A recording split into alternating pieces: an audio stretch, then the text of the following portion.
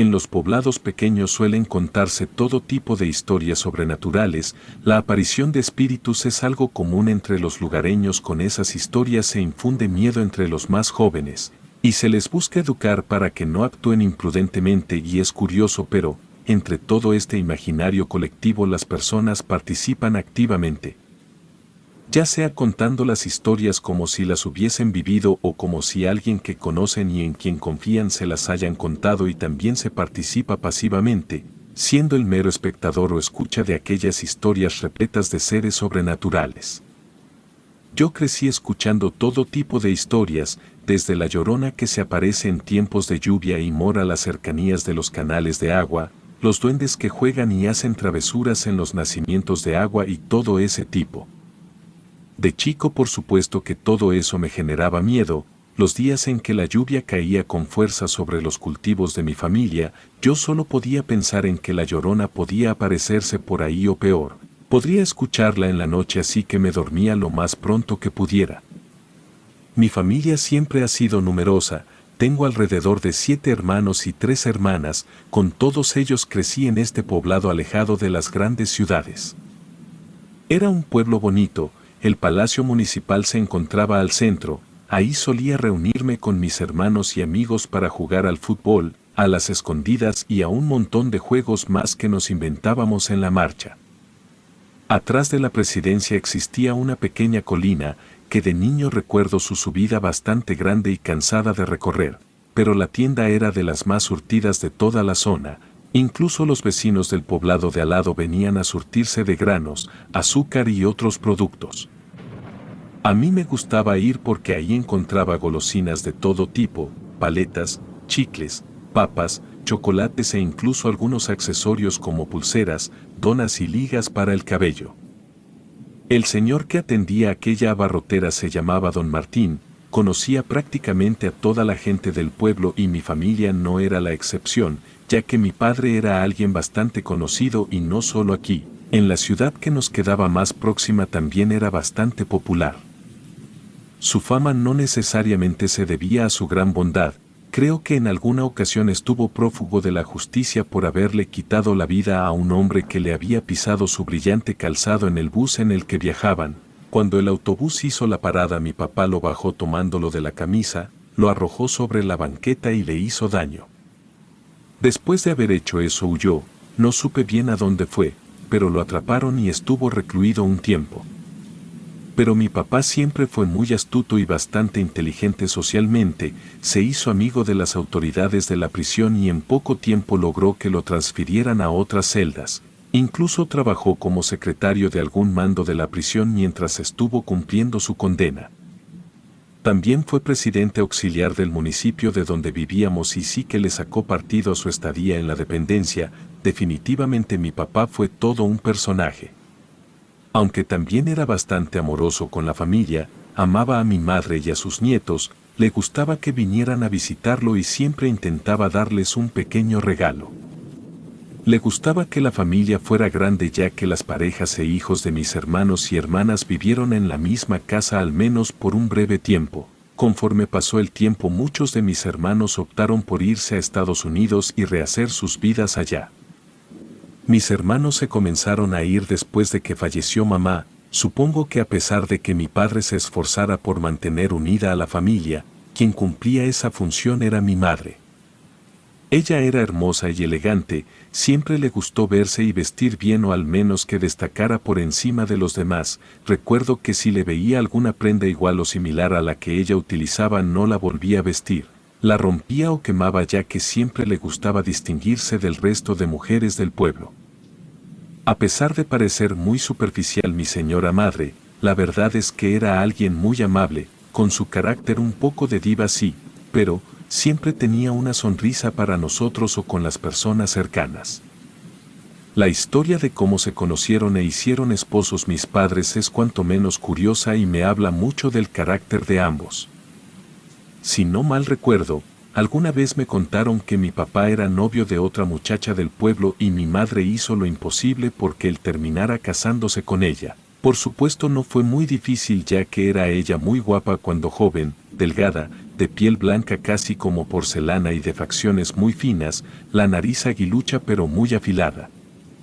El mentón fino y extremidades largas, todo lo contrario a como era mi papá, una persona llenita, de piel morena y rasgos muy redondeados, a pesar de que mi papá no era precisamente guapo. Por su personalidad era capaz de conquistar a la mujer que se propusiera, y es que sus aventuras son una prueba de ello. Me parece que tengo varios hermanastros por muchos pueblos, ciudades y estados del país, no estoy seguro de cuántos, pero mi padre se encargó de dejar su semilla por todos los lados a donde iba. Esta faceta de mi padre no fue del agrado de mi madre, por supuesto no se enteró inmediatamente sino fue mucho tiempo después, no estoy seguro de lo que pasó cuando se enteró. Supongo que si siguieron juntos era porque tenían muchos hijos de los cuales preocuparse, sin embargo, terminó marchitando a mi madre poco a poco hasta que falleció.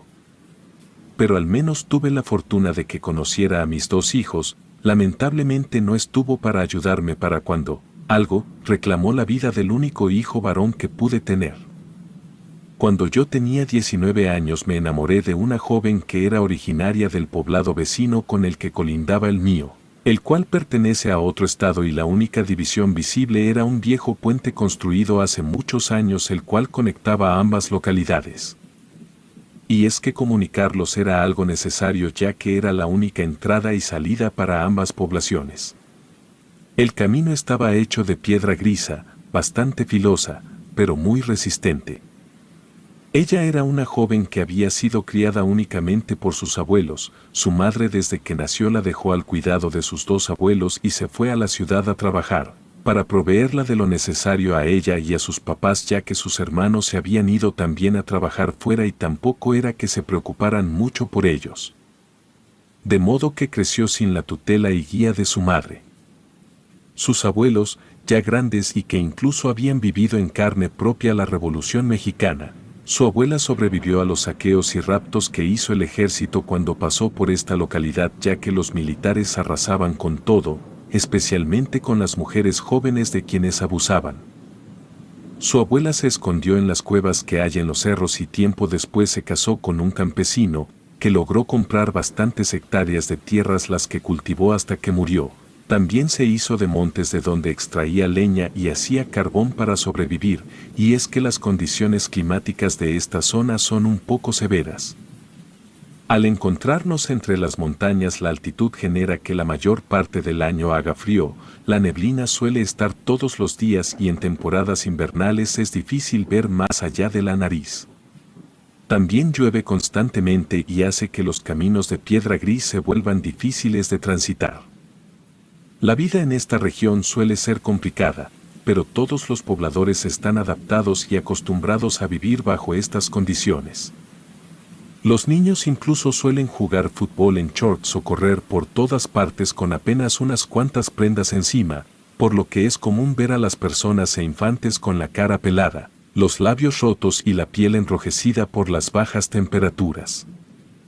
A pesar de eso ambos pueblos siempre lucen verdes, los cultivos incluso crecen y la agricultura y ganadería son las principales actividades de las personas, aunque con los años se volvió más difícil subsistir solo de ello y las ciudades siempre tienen un atractivo que nos hacen querer irnos y dejar esta vida de campo.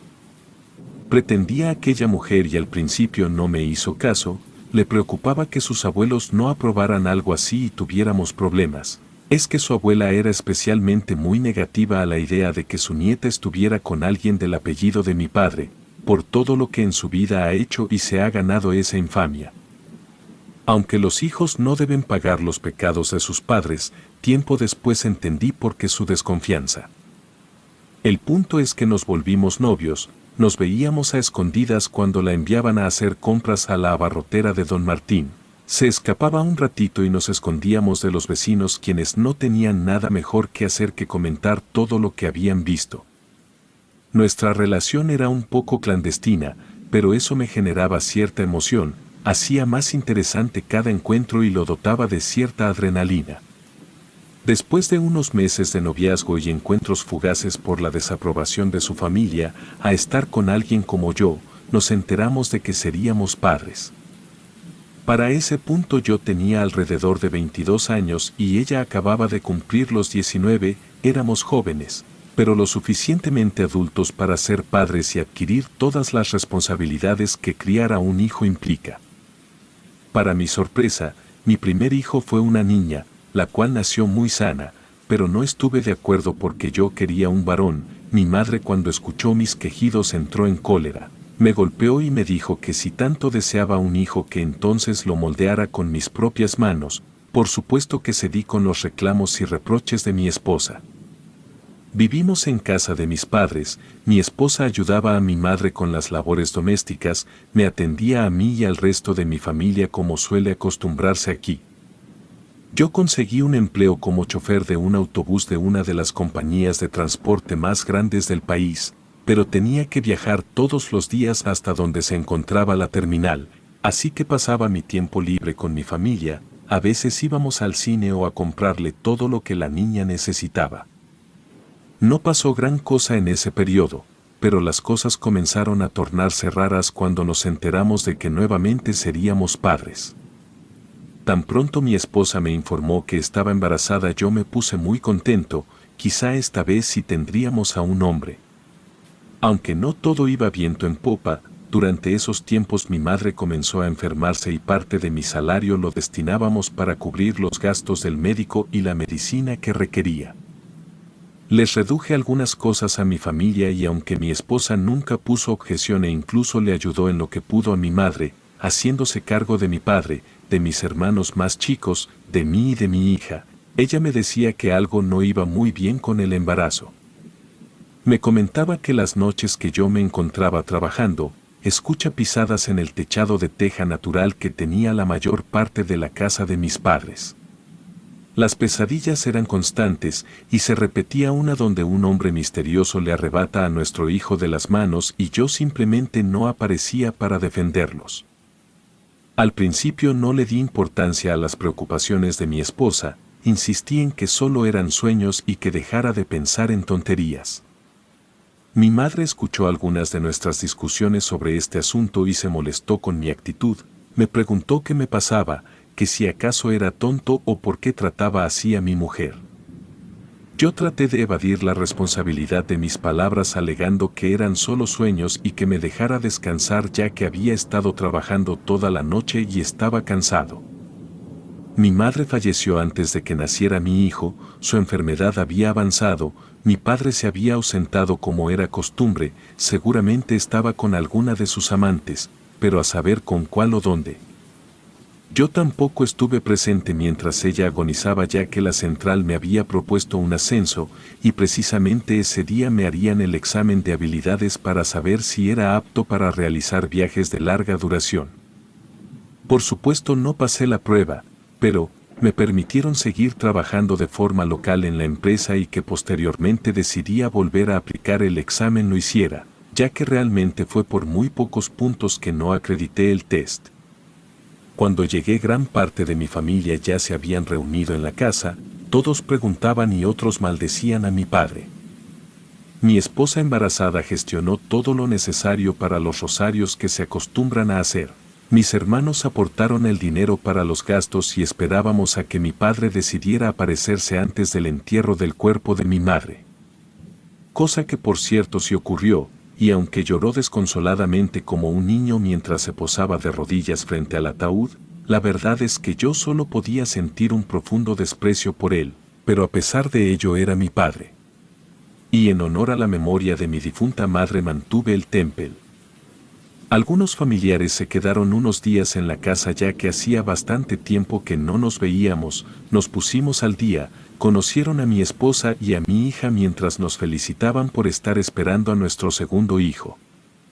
Durante esos días, mi esposa me comentaba que continuaba sintiéndose bastante incómoda, algo le preocupaba mientras posaba su mano sobre su vientre ya bastante abultado, pues faltaba alrededor de un mes para que diera a luz. La partera, la señora Esperanza, solía ir a visitarnos para revisar el embarazo a pesar de que contaba con seguro médico. Se sentía más cómoda con la partera quien era una anciana y siempre que podía me recordaba la forma en que ella ayudó en mi nacimiento. Durante esos días discutimos qué haríamos ahora que mi padre había quedado viudo. Algunos de mis hermanos comentaron que quizá no viviera mucho y que en vez de eso habríamos de acordar cómo repartiremos la herencia. La mayoría se habían hecho con un patrimonio propio en el extranjero, así que no tenían muchas intenciones de volver al pueblo, pues sus familias difícilmente se acostumbrarían a una vida más dura que la que llevaban hasta la fecha. Eso comprobamos durante los días que estuvieron de visita. En casa de mis padres solo quedaba una de mis hermanas, quien había estado casada con un hombre del pueblo, pero después de que mis padres se enteraron de los abusos y maltratos que sufría decidieron sacarla de ahí y desde entonces era quien cuidaba de mi padre. A mí me cuestionaron el hecho de no haber adquirido una casa o un terreno, pero a decir verdad, yo esperaba que los abuelos o la madre de mi esposa nos cedieran un lote o nos vendieran unos metros para poder construir una casa. Hasta la fecha no había indicios de nada. Así que apoyé la idea de que mi hermana fuera quien se quedara con la casa de nuestros padres. Cuando todos mis parientes ya habían dejado el pueblo y solo estábamos mi esposa, hija y yo, discutimos qué haríamos, ya que le había comentado que sería mejor buscar otro lugar para quedarnos, pues las labores domésticas y cuidar del mujeriego de mi padre a mí no me parecía lo mejor para mi familia. Ella me dijo que iríamos a hablar con sus abuelos para comprar un terreno al lado de la casa de ellos y de ese modo también pudiera encargarse de ellos cuando se enfermaran. Mientras dormía soñé que un hombre encapuchado hablaba conmigo y me aseguraba que el bebé que estaba dentro del vientre de mi esposa sería un varón, que no me preocupara por ello, que él me lo aseguraba y que tenía cierto interés en realizar un trato conmigo, pero no pude saber en qué terminó todo ese sueño, pues mi esposa me despertó alrededor de las 4 a.m. para que me metiera a bañar, ya que tenía que ir a trabajar. Le estuve dando vueltas todo el día y es que también me preocupaba tener el dinero para comprarle a sus abuelos un pedazo de tierra. Los gastos del funeral de mi madre habían acabado con el poco dinero que estaba ahorrando y necesitaba dinero pronto. El fin de semana acudimos con sus abuelos, les explicamos nuestras intenciones y cuando mi esposa fue con su abuela a preparar la comida, yo aproveché para hablar con su abuelo, un hombre alto, con un físico imponente producto de una vida dedicada al campo. Un temple siempre serio e inmutable y una mirada profunda y cansada me escuchó inmóvil y después de echarme en cara lo poco hombre que era por no poder proveer a mi familia, me dijo que podíamos ocupar una habitación de su casa, en lo que reunía lo suficiente para poder construir mi propio hogar.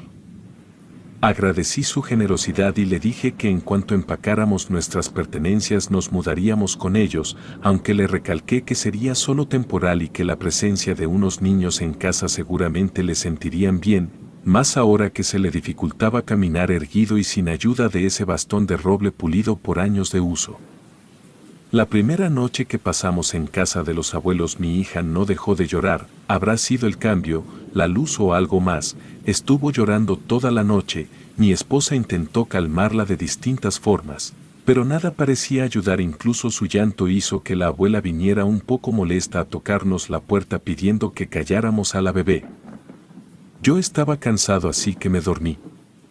Al día siguiente mi esposa no se encontraba de tan buen humor, regresar a la casa de sus abuelos y estar esperando a un bebé seguramente la habían puesto de nervios. Durante el desayuno que compartimos frente al fogón de rocas que tenía como cocina aquella vieja casa, le prometí que para la siguiente quincena iríamos de paseo a la ciudad a comprar ropa para el bebé. Le dije que estaba seguro de que esta vez sería un varón. Ella asintió con la cabeza y me dijo que en caso de que fuera otra mujer no me molestara con ella y que se esforzaría por darme al hijo que tanto anhelaba. Yo solo le respondí con una sonrisa y le dije que no se preocupara, que algo me decía que el bebé en camino sería un hombre. En la semana algunas amigas de mi esposa le comentaron que habían oído que un charro merodeaba cerca de la presa, la cual se encuentra en las salidas del poblado y es la que surte de agua a todas las casas del asentamiento.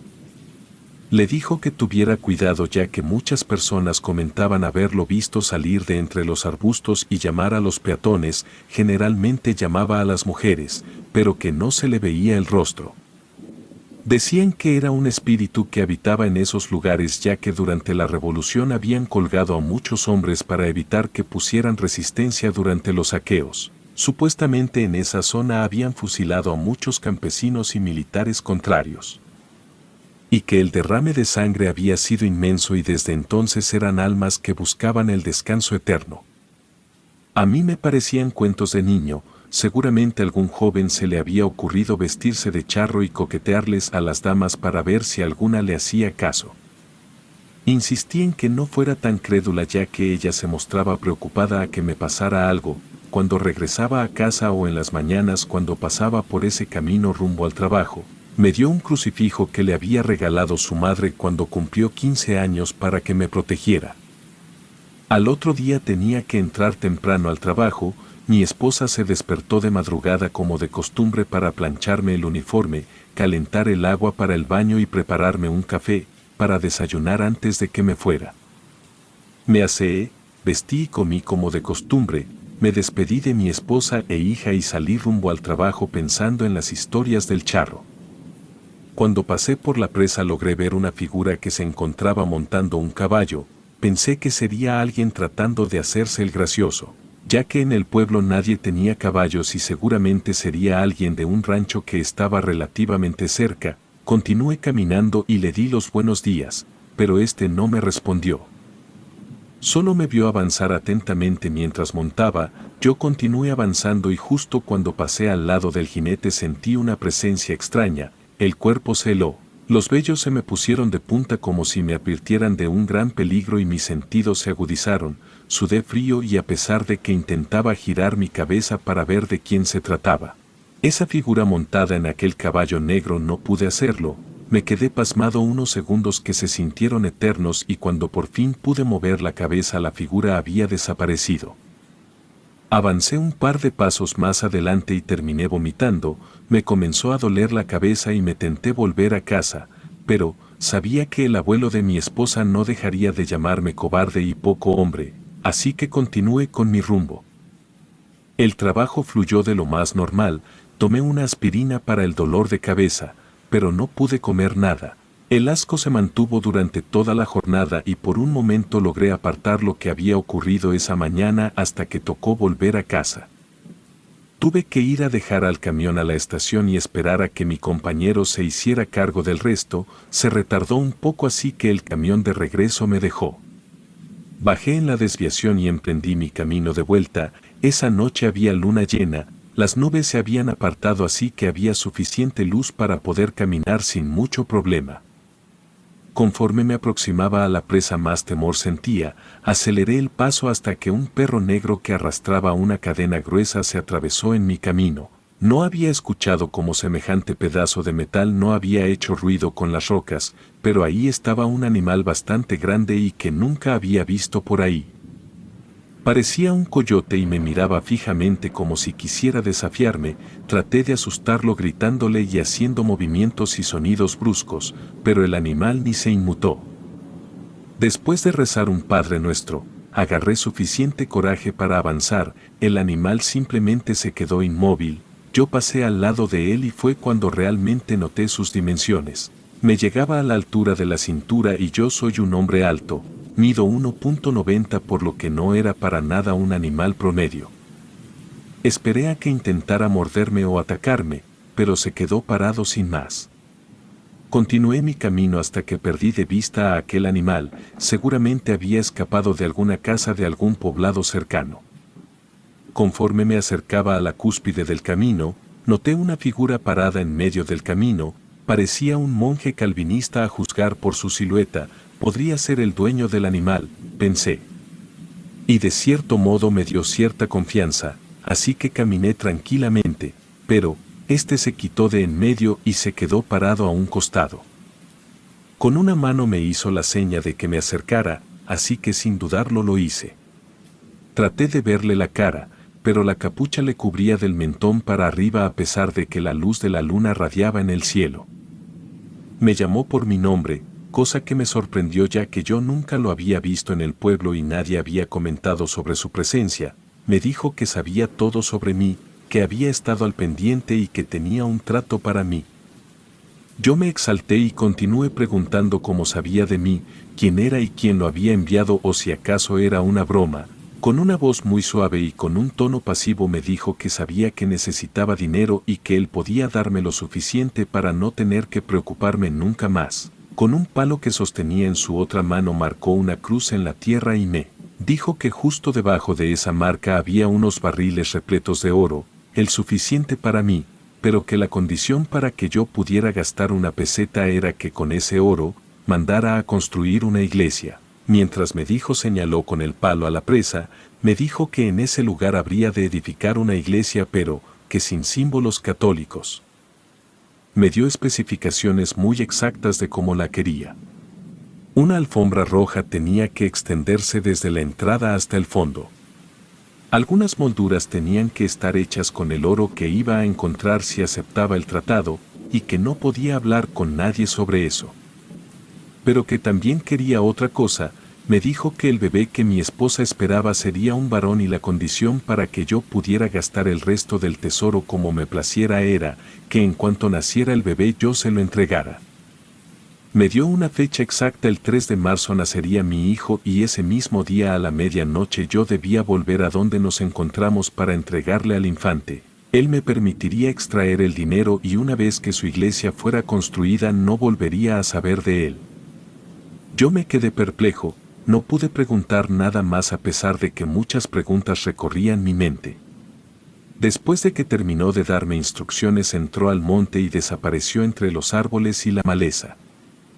Yo me fui a casa con la mente en blanco y cuando por fin llegué, los dolores de cabeza volvieron y con ellos las náuseas y vómitos, tuve temperatura aquella noche. Mi esposa cuidó de mí y no mostré mejoras significativas hasta que la abuela trajo unas hierbas, alcohol y un huevo. Me dijo que seguramente me había encontrado con algo maligno y necesitaba extraer todas esas energías negativas que habían entrado en mi cuerpo. Realizó el ritual de limpia, y cuando reveló lo que había dentro del huevo, salió un líquido rojizo, como si fuera sangre, pero el huevo era fresco, lo había recolectado esa misma mañana del gallinero. Me mandó a descansar y a los pocos días volví a sentirme bien. Me hicieron muchas preguntas, pero no les respondí, simplemente evadí la conversación. Finalmente, el 3 de marzo, mi esposa comenzó con los dolores del parto, me enviaron a buscar a la partera y después de 9 horas de dolor, nació mi bebé y tal y como aquellos sueños y monje me habían anticipado, fue un varón. Lo que pasó después ustedes mismos pueden imaginárselo, pero aquel niño fue el único hijo varón que pude tener. Relato escrito y adaptado por Liz Rayón.